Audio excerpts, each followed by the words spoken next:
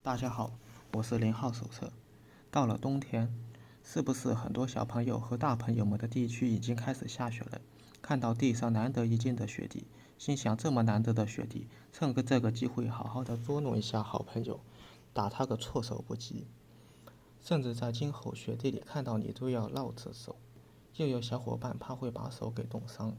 那么我们怎么才能既不冻伤自己手的情况下，又把人打疼呢？咱们一起来看看吧。在打雪仗之前，我们先了解一下雪是怎么来的。雪主要是大气层中由大量的冰晶组成，实际上就是大量的水在冷环境中凝固而下降，降落时仍然没融化就形成了雪。等季节转换、温度转换的时候，进入了河流和土地。再次回到大气层，有些小伙伴如果把这些放在显微镜下观察的话，就会发现雪花的形状居然是不一样的，有这种、这，是不是还没来得及欣赏，就把自己的眼睛给看瞎了呀？雪的形状之所以这么多，是因为它的化学分子最容易形成六角。从1885年开始，就有人开始记录雪花的形状了。我猜想，雪花的形状可能与温度和湿度曲率有关，也是第一个拍摄到雪花的人。到了1930年，有一个物理学家的人发现了上帝的一个规律，得说饱和度以下的更接近固体并紧凑，而在超饱中形成的晶体则更倾向于细腻和华丽，甚至还包括来自正常人想象不到的形状，包括侧平面、弹头和平面类型。我大骂一声：“你这雪花是想开个全家桶啊！”曲率大的地方凝块也越快，同时再加上雪花在空气中的不停飘动，温度和湿度也在不断变化。看完这里，是不是有一种恍然大悟的感觉？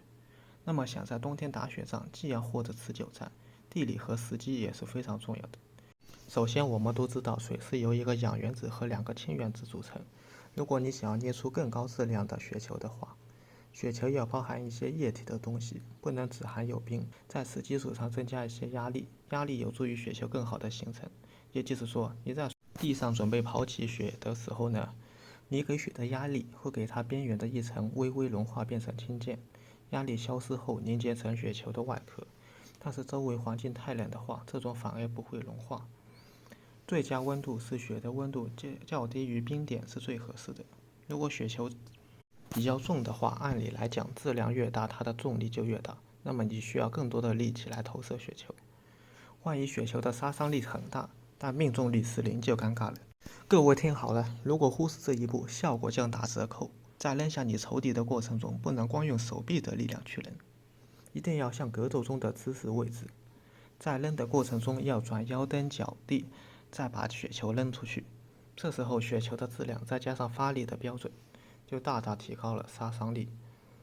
这个时候就千万不要作死往人家脸上扔，特别是眼睛这些部位。再说说题外话，这些倒是会了。来看看怎么增加赢的概率呢？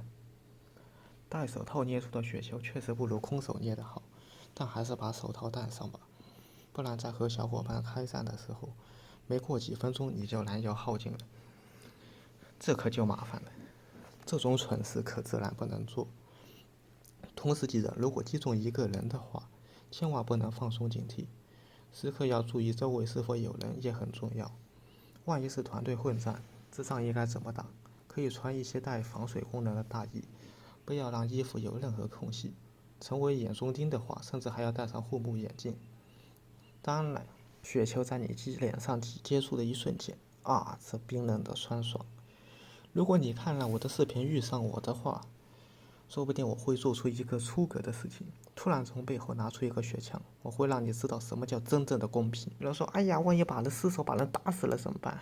我刚出门的时候，有个小孩一看到我手里拿着雪球，一瞬间自己就已经倒下了。于是我道：“这位仁兄醒一醒，这其实是被你吓死的，而不是被你给打死的。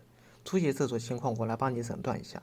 一种是你长得实在是太吓人了，大概是没见过这么丑的人给吓昏过去了；还有一种就是你出现了幻觉，其实根本就没有人，是你成功的欺骗了自己。”于是那人再也没有了回应，我也觉得非常奇怪啊。OK， 本期的内容到此就结束了，就这样结束了。我看你就是想急着完成视频吧？你们可别瞎说，我才没有。咱们后会有期。